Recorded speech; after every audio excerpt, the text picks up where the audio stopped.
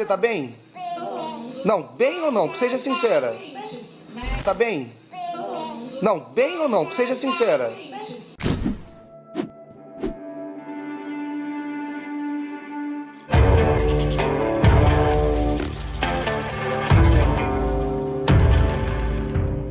Esse vídeo é um estudo baseado em ciências comportamentais. Sendo assim, não vou expor a minha opinião pessoal sobre a pessoa analisada no vídeo. Recentemente, um curioso caso tem tomado conta da mídia, envolvendo um casal e sua filha de 6 meses e um empresário do ramo musical. O casal Raul e Tainá, pais de Sofia, moravam juntos em Pilar do Sul, interior de São Paulo, uma família bem simples. Por meio de uma festa de família, Fernando, um ex-cantor sertanejo e atual empresário, conheceu todos. Ele se aproximou do casal e começou a interagir com eles em festas e situações sociais. Fernando dava em cima de Tainá, esposa de Raul, em diversos momentos. Conforme Raul mencionou, ele não sabia dessas investidas. Fernando arrumou um emprego para Raul a 600 quilômetros da cidade em que sua família mora. Raul aceitou o emprego, motivado, segundo ele, a dar uma vida melhor para sua filha e esposa. Mantendo contato com Tainá e Sofia, sua mulher e filha, que foram morar na casa da irmã de Raul, ele dizia que o relacionamento estava bem. Acontece que no dia 3 de novembro, ao receber mensagens de Fernando, até então chefe de Raul, dizendo que sua mulher e filha haviam sido levadas por ele e que ele quem cuidaria delas, Raul veio até a sua casa. Em casa, ele não encontrou nenhum sinal de Tainá ou Sofia. De 3 de novembro até hoje, Fernando foi contatado pela polícia, ao que prometeu levar Tainá e Sofia na delegacia, não cumpriu seu trato e, em paralelo, enviou vídeos para as mídias e jornais nos quais ele indaga Tainá sobre sua estadia com ele, perguntando se ela está bem, ou se está sofrendo maus tratos, ou sequer se foi sequestrada ou se está por espontânea vontade. Você tá bem? Não, bem ou não? Seja sincera. Bem ou mais ou menos? Tá sendo maltratada? Tá feliz? Tainá nos vídeos diz estar bem, porém o que a sua linguagem corporal pode nos mostrar sobre isso? Não, bem ou não? Seja sincera. Primeiro, é interessante observar a forma como Tainá sorri durante todo o vídeo. Isso poderia ser visto como felicidade, na verdade essa expressão é um sorriso falso. Como já expliquei em outros vídeos, uma expressão facial emocional tem duração média entre 1 até 4 segundos no máximo. Nesse vídeo, o sorriso de Tainá perdura por quase 40 segundos. Segundo, uma expressão emocional tem início, ápice de contração e final de contração de maneira gradual. No vídeo, Tainá mantém a expressão de sorriso apenas no ápice de maneira intensa e quando desmonta, o faz de maneira brusca. E como podemos ver aqui, o terceiro ponto nesse sorriso falso é a combinação de músculos utilizados. A felicidade utiliza o zigomático maior e o orbiculares, porém Tainá estica os lábios lateralmente, indicando o uso do músculo risórios, músculo acionado quando sentimos a emoção medo. Medo e nojo são os comportamentos emocionais predominantes em Tainá durante todo o vídeo. Nando chegou a mandar esse vídeo para provar que ambas estão bem. Cantos dos lábios elevados, porém lábios esticados lateralmente e elevação da pálpebra superior, medo. Nesse momento, ela também realiza um turtle effect, que é o ato de tensionar os ombros, um ato comum para quem quer se proteger ou evitar danos. É interessante observar que seus ombros se tensionam durante todo o vídeo, juntamente com a musculatura do pescoço, indicando um estado de não relaxamento nela. Também é interessante observar que ela se afasta corporalmente enquanto fala com Fernando, chegando quase ao ponto de se enfiar no travesseiro que está encostada.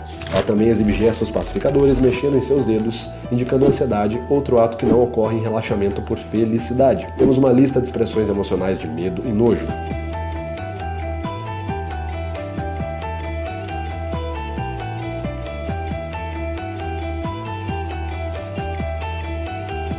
Como já observei em outros vídeos, medo e nojo são emoções relacionadas à prevenção de danos, pois o medo é a sensação de que algo prejudicial a nós vai acontecer. Já o nojo é a sensação de que algo tóxico já está nos contaminando e a sensação é de que essa contaminação não piore. Resumindo, seu comportamento emocional não está direcionado a sensações de prazer ou felicidade. Em meio a esse comportamento, ainda vemos... Tranquila? Movimentação incongruente de cabeça, ela começa com uma positiva e termina com uma negativa. Você tá bem? Movimentação incongruente de cabeça novamente, oscilando entre sim e não. Outros dois potenciais indicadores de discordância. Sobre a projeção vocal de Tainá, vale ressaltar. Ela tem uma frequência muito baixa de palavras, ou seja, fala pouco, fala baixo, indicando incerteza em seu argumento, e utiliza afastamentos verbais, respondendo suas perguntas com as mesmas palavras utilizadas por Fernando nos questionamentos. Bem ou mais ou menos?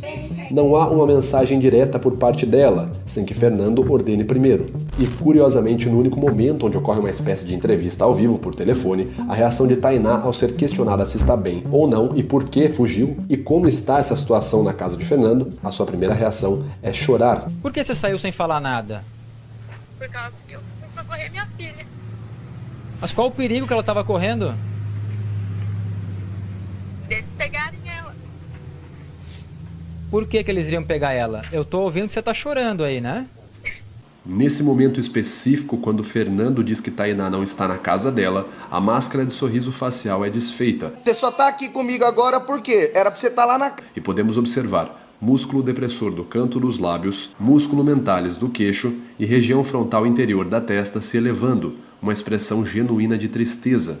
Um comportamento não associado com a emoção de felicidade, ou seja, um ato não relacionado com quem diz estar bem. É importante realçar que nessa linha de investigação, a Tainá pode ser vista como uma perfeita vítima em potencial, frágil, indefesa e com uma criança de colo que pode ser usada como vantagem por quem quer que tente fazer alguma coisa com ela. Tendo em vista que o único contato com Tainá para fora daquele quarto, daquela casa com o mundo é o celular que está na mão de Fernando, se ele quiser ele pode usar o bebê como uma ameaça. Ela não vai ter força física para revidar e muito menos força emocional ou psicológica para armar alguma estratégia e sair de lá. Porque a Tainá, como a gente pode observar também, tem um perfil comportamental totalmente submisso. Não trabalha, aceitou se mudar para a casa da cunhada quando o Raul mandou, aceitou que o Raul fosse embora e deixasse ela sozinha, obedeceu Fernando durante o vídeo quando ele manda ela mandar beijinho pra câmera e dar tchauzinho, resumindo uma perfeita vítima em potencial com um comportamento submisso. E levando em consideração a análise que provavelmente ela não está bem, podemos levantar aqui um tipo de perfil comportamental do Fernando. Fernando pode ser um criminoso com perfil de manipulador narcisista. O perfil narcisista ou traços de comportamento narcisista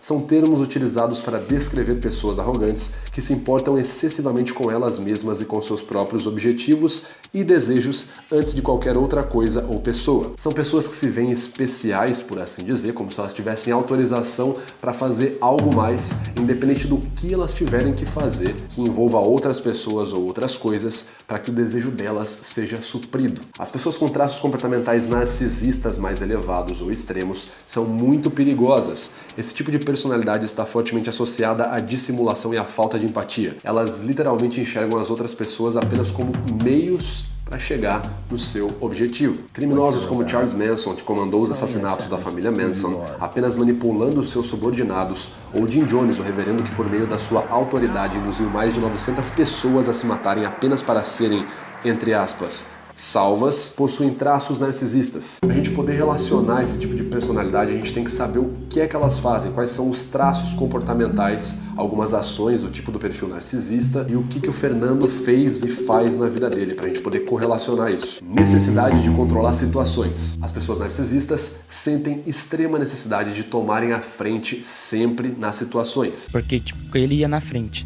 aí ele falava, eu já venho. Aí ele ia, conversava. Os atos acontecem porque elas fazem alguma coisa, e não as outras pessoas. Ele que deu o emprego para Raul, ele que escolheu o local que o Raul ia trabalhar, foi também ele que escolheu quando ia levar as garotas para a delegacia e ele não cumpriu o trato, e foi ele que escolheu falar com o Cidade Alerta quando ele achou tranquilo, e a forma que ele quis falar também foi ele que escolheu, fazendo vídeos, provavelmente para evitar uma pergunta surpresa numa possível entrevista ao vivo, e assim quebrar o roteiro pré-ensaiado que provavelmente ele havia feito. Uma pessoa altamente controladora. Necessidade de expressar superioridade. As pessoas com esse tipo de comportamento, esses traços narcisistas, necessitam a todo instante, por meio dos seus atos, linguagem corporal ou linguagem verbal, expressar que elas estão mandando, elas precisam fazer algo. Como ele fez, por exemplo, quando se referiu à sua ex-mulher, dizendo que ela era uma garota que só se aproximou dele para pegar dinheiro dele, porque ele tinha dinheiro. Essa garota foi lá no meu clube, ela ficou lá dançando, se insinuando e viu que eu tinha dinheiro, porque eu era dono de um dos maiores clubes da cidade. Ela pegou, quis namorar comigo, ela me pediu em namoro. Ou quando ele mandou mensagens pro Raul, humilhando o Raul, dizendo que ele não era capaz de cuidar das garotas. Ou também pode ser quando eles fazem isso se gabando de si, como por exemplo, quando ele foi no encontro de família lá na casa do Raul e ficou se gabando de conhecer pessoas famosas, de conhecer isso e conhecer aquilo, de ser amigo de celebridades. Quando ele chegou aqui, eu até fiquei com vergonha dele. Falei, nossa, um homem tão importante desse dentro da minha casa. Mas um ponto interessante é observar a linguagem corporal dessas pessoas. Elas precisam expressar que são superiores. Você pode observar que nos vídeos, que ele gravou com a Tainá, os primeiros vídeos que ele gravou, a Tainá tá sentada ou deitada e ele tá filmando ela de cima para baixo. Ou seja, ela tem que olhar para cima para falar com ele. Esse tipo de enquadramento em cinema chama-se plonger. Em francês significa mergulho. Ele é associado para realçar a inferioridade de quem está embaixo e a superioridade de quem está em cima. No livro Dangerous Personalities, um caso que o Joey Naval trabalhou sobre um político corrupto, quando esse político chegava na casa dele, ele humilhava sua mulher e filha,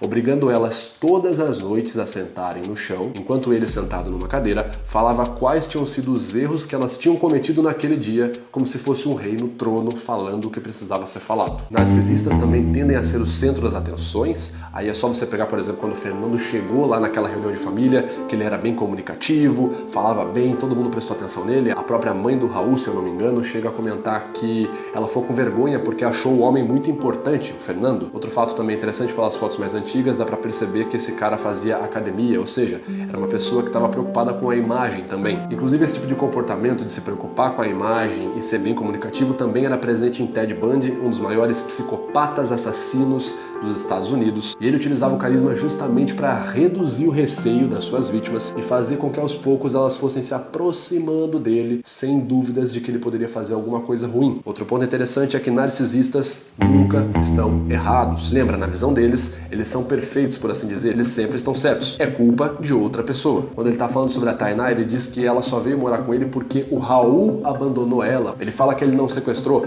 foi ela, a Tainá, que veio atrás dele. E quando a polícia combinou o trato com ele de entregar as garotas para a delegacia, ele disse que ia, porém ele falou que não conseguiu ir, porque outras pessoas estavam ameaçando ele. A culpa sempre é de outra pessoa. Narcisistas não se importam com o que tem que fazer para obter os seus resultados, seja machucar os outros ou enganar. Eles em geral têm uma grande facilidade para mentir, inclusive utilizam isso para ganhar dinheiro. Ele chegava, ele se apresentava com outro nome, ele se dizia ser da televisão.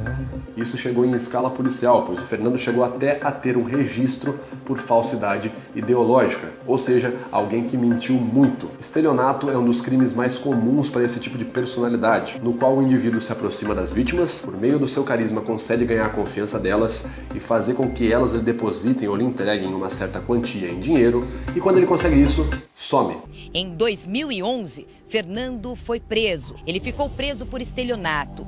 Desde então, vem mudando de endereço, mudando o nome, conhecendo novas pessoas e fazendo novas vítimas. Inclusive, esse fato de mudar de cidade está muito associado ao tipo de perfil narcisista. É um comportamento similar a um predador. Predadores estão sempre caçando em áreas novas, porque é muito mais fácil caçar num local onde ninguém te conhece, não sabe da sua conduta, do que num local onde as pessoas já sabem o que você vai fazer. É interessante dizer que esses registros e suas atividades são recentes. Ficou preso de 2011 a 2013, de 2013 até 2017 aplicou golpes de estelionato, 2017 foi declarado como foragido e agora em 2018 tem essa outra situação polêmica envolvendo um potencial sequestro. Ou seja, a frequência de ocorrências mostra a intensidade desse comportamento ainda presente no Fernando. O intervalo de tempo mostra que ele não se reparou, ele não tem um comportamento reformado, por assim dizer. E o tipo de ocorrência mais frequente, estelionato, mostra a facilidade em dissimular, enganar outras pessoas e a ausência de remorso com as vítimas. E aqui, quebrando um pouco o formato do escândalo, metaforando, uma coisa que eu nunca fiz antes,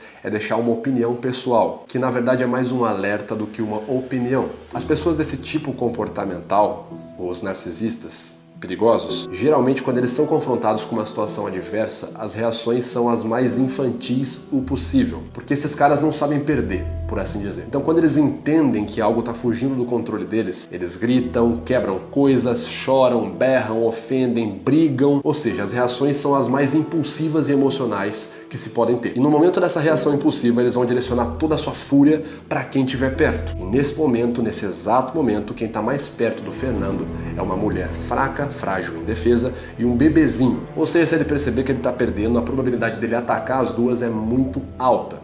Então se você está vendo esse vídeo e você mora no interior do estado de São Paulo, eu peço que você, por favor, cheque as fotos do Fernando, cheque as reportagens e se você vê qualquer pessoa parecida com ele, acione a polícia imediatamente, pois essas duas pessoas, Tainá e a bebezinha Sofia, correm perigo sério. Meu nome é Vitor Santos, muito obrigado por você que assistiu esse vídeo até aqui e eu peço que você fique muito atento com quem você conversa, com quem você fala e se relaciona.